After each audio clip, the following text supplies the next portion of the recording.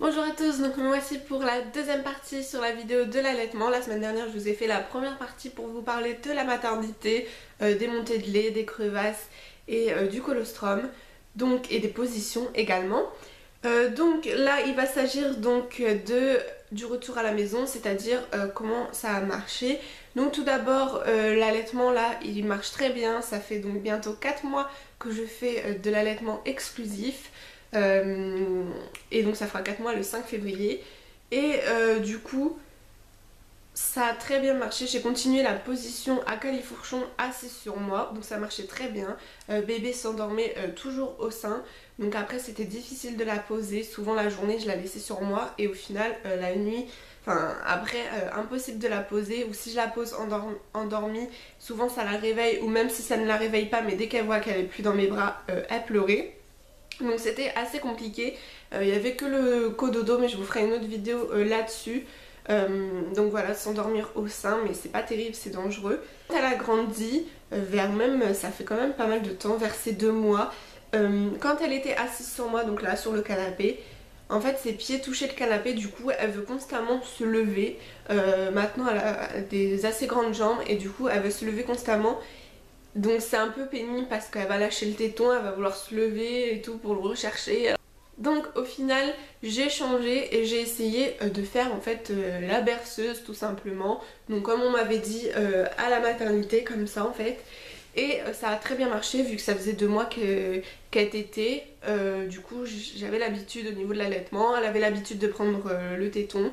Donc c'était vraiment chouette. Après il faut bien regarder au début, je vous ai pas dit dans la première partie, mais que sa bouche soit bien. De toute façon on le sent quand elle tète bien. On a mal au début mais après ça va mieux. Mais qu'elle soit bien en fait comme un bec, enfin comme une ventouse bien sur le téton, sur le mamelon. Et donc voilà, après on l'entend bien déglutir, donc on entend bien qu'il y a du lait qui sort. Il faut faire aussi attention également au lait, c'est un nom mais je vais dire le lait explosif qui sort comme ça en fait, parce que c'est vrai que les premières suctions, donc ça fait toujours mal les premières suctions, sauf maintenant parce que ça arrive à 4 mois d'allaitement, mais même à 2 mois j'avais encore mal aux premières suctions. J'ai eu mal peut-être à 2 mois et demi, 3 mois, enfin j'avais plus mal et j'ai eu mal un peu le sein droit il me semble après l'ostéopathe, puisque l'ostéopathe lui avait remis un peu la nuque, elle avait des tensions, donc le bassin plus droit, etc. Et donc peut-être que du coup ça avait changé un peu sa façon de reboire, elle s'est mieux remise. Et donc là bah du coup ça a rechangé, du coup au niveau de ma poitrine, d'un côté j'avais un petit peu mal. Mais j'ai pas eu de crevasse, ça c'était que à la maternité et puis bah, une semaine après. Mais après c'est vite parti. Elle avait repris son poids 10 jours après la maternité, donc voilà. Et puis régulièrement, peut-être pas toutes les semaines, mais toutes les 2 semaines, j'allais la faire peser en PMI et demander des conseils surtout pour son sommeil, parce que c'était le sommeil où c'était que au sein et puis elle se réveillait toutes les heures ou toutes les 2 heures. La position donc j'ai fait en berceuse et depuis elle s'endort très peu au sein maintenant, c'est que la nuit, mais sinon la journée non, elle est plus en forme, elle tète, elle lâche des fois. J'ai eu des problèmes pour son pic de croissance dès 3 semaines, sauf qu'elle l'a fait à 2 semaines et demie. C'était vraiment dur, elle voulait que téter, sauf qu'elle lâchait, elle pleurait, elle reprenait, elle lâchait, elle pleurait. Donc je me demandais, est-ce que c'est parce que j'ai pas assez de lait, je savais pas. Elle faisait que ça, j'ai dû dormir plusieurs jours, peut-être 2-3 fois dans le canapé, parce que pour pas réveiller mon chéri qui bossait le lendemain, et parce qu'elle faisait que ça, donc je savais pas. Je savais pas quoi faire et donc au bout d'un moment j'ai craqué parce qu'elle dormait en fait, elle était allongée sur moi, comme ça elle s'endormait comme ça. Soit c'était allongée sur le côté, soit allongée sur moi. Maintenant ça marche plus allongée sur moi. Mais ça c'est quand elle était bébé, quand elle était on va dire un crapaud.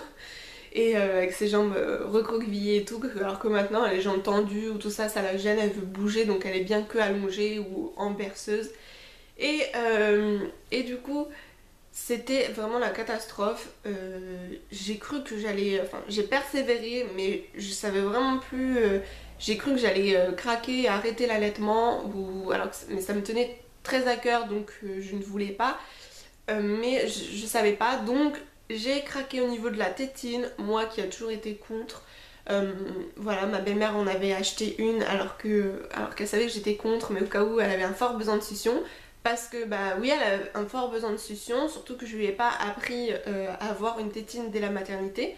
Parce que certains bébés ont une tétine dès la maternité, donc on va dire que bah, ils tètent en continu et après quand ils ont faim, bah là ils pleurent et enfin, on sait qu'ils ont faim.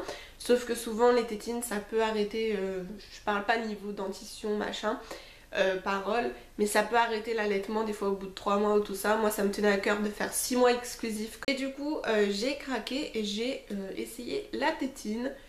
C'était une tétine à bourron en plus, j'avais jamais vu. Au lieu d'être une tétine basique qu'en général tout le monde prend. Et donc là j'ai essayé, mais non, fallait que je lui tienne et elle savait pas la tenir, fallait que je lui tienne. Et après quand elle voyait que c'était pas le téton, qu'il n'y avait pas de lait qui sortait, elle l'a recraché ou elle faisait style de s'étrangler avec. Donc voilà, j'ai essayé plusieurs fois et après je me suis dit bah au final tant mieux si elle apprend pas, ça m'arrange. Mais il faudrait trouver un autre moyen. Mais après au bout de quelques jours ça allait mieux, je pense que c'est parce que voilà, c'était le pic de croissance, elle voulait faire que téter. Et donc voilà. Après il y a des tétés pour rassurer, des tétés câlins, des tétés pour jouer également et des tétés pour manger. Il y en a beaucoup parce que maintenant, donc je vous dis, je vous explique mon allaitement jusqu'à maintenant. Donc maintenant qu'elle a grandi, voilà, après, même depuis, je sais pas, passer les 2 mois je pense, mais surtout depuis les 3 mois là, en fait elle va téter et des fois elle me fixe. Ça c'est vraiment, voilà, je vous ai mis dans le titre, ça c'est entre vergeture et amour. Je vous parlerai des vergetures après, mais c'est vraiment quelque chose qui est magique. Je pensais pas, hein. Moi j'ai voulu allaiter pour son bien à elle et parce que bah voilà, c'est fait pour ça qu'on ait du lait, c'était beaucoup plus pratique. En même temps, enfin, je vous ferai une vidéo là-dessus, mais là franchement c'était vraiment intense. Elle lâche le téton, elle regarde en souriant, après elle veut le reprendre. Après je lui dis que c'est une chippée ou tout ça et elle rigole. Ça c'est quand elle a un peu son moment de folie, pour jouer. Du coup elle lâche, elle tète, elle sourit, elle pousse des cris, elle rigole. Donc c'est vraiment marrant, c'est pour faire la chippie comme je lui dis. Voilà, elle joue avec aussi. De toute façon les bébés ils ne jouent pas. Donc c'est un peu son seul moyen d'être rassuré, de jouer et puis de manger. Ça m'a beaucoup plu d'allaiter, enfin je dis ça m'a beaucoup plu. Il me reste encore jusqu'à 6 mois si possible, mais j'aimerais même allaiter au-delà, c'est-à-dire pas qu'elle boit du lait en poudre. À 6 mois, il faut commencer la diversification alimentaire parce que jusqu'avant le lait leur convient. Mais du coup, je vais commencer la diversification alimentaire, mais j'aimerais ce qui reste en lait le matin et le soir, ou même s'il faut un peu de portion de lait, par exemple 500 ml. Qu'elle prenne mon lait. Et j'ai vu c'est à partir d'1 an le lait de vache qui est autorisé. Donc voilà, parce que c'est vrai que je me vois pas on va dire gâcher l'allaitement avec du lait en poudre après. Enfin voilà, autant qu'elle prenne après du lait normal. Mais le lait en poudre non, je suis pas vraiment pour, on va dire, maintenant que j'ai allaité. Après si ça marche pas évidemment j'aurais pas le choix. Mais voilà, évidemment pour la diversification aussi, faire tout maison, hein. Voilà, ce sera mieux pour elle. Mais du coup ça c'est un autre sujet. Mais voilà, l'allaitement c'était vraiment quelque chose, c'est intense. Ça va être douloureux à la fois quand on a des crevasses, mais ça part vite en étalant du lait, comme je vous ai dit. Et sinon, niveau vergeture, alors oui, souvent on dit que ce n'est pas à cause de l'allaitement les vergetures, mais à cause de la grossesse. Vu qu'on grossit, la poitrine grossit. Mais en fait, moi je n'en ai pas eu ou j'en ai pas remarqué pendant la grossesse au niveau de la poitrine.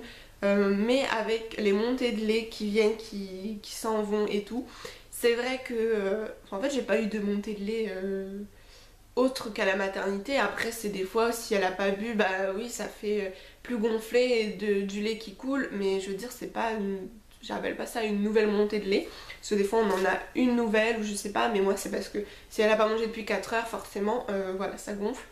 Mais sinon voilà, je vais commencer à en avoir sur les côtés du sein droit et c'est faible hein, par rapport au ventre où c'est vraiment affreux. Et sinon tout en dessous j'en ai un petit peu, pas beaucoup, mais un petit peu. Donc moi je le vois pas à part si je relève mon... enfin je regarde. Mais voilà, après souvent on dit que pendant la grossesse aussi on peut avoir des vergetures sur la poitrine. J'ai rien mis sur la poitrine, mais parce que j'avais mis mes 3 tonnes de crème sur le ventre et au final j'ai pété de partout. Donc si j'ai une peau à vergeture ça ne sert à rien en fait. Mais du coup j'ai rien mis sur la poitrine, j'en ai eu un petit peu à force bah, que ça gonfle pas, etc. Mais voilà, sinon ça me gêne pas, je veux dire, le pire c'est le ventre, donc voilà. Là c'est vraiment, mais rien du tout, hein, ça se voit pas, enfin faut regarder ou tout ça. Mais voilà, c'est quelque chose qui est vraiment formidable. Dites-moi dans les commentaires si vous avez allaité, si vous comptez allaiter, etc. Ou ce que vous pensez de l'allaitement. Si vous avez des questions, n'hésitez pas à me le dire dans les commentaires, ça me ferait plaisir de vous répondre. Et donc je vous retrouve, je pense, la semaine prochaine. Parce que j'ai quelques vidéos un peu en retard, donc je vais faire une vidéo tous les samedis là et non plus un samedi sur deux. Voilà, après je pense que ça variera selon le temps avec bébé de filmer. Donc là pour l'instant elle dort, vous ne l'entendez pas pleurer. De toute façon une fois vous l'avez entendu pleurer, mais je la laisse pas pleurer pendant 1 heure non plus, ça fait trop mal au cœur et puis c'est pas trop bon non plus pour un tout petit bébé. Voilà, elle a besoin d'être rassurée. Mais du coup voilà, je vous retrouve donc la semaine prochaine pour une autre vidéo et je vous fais de gros bisous.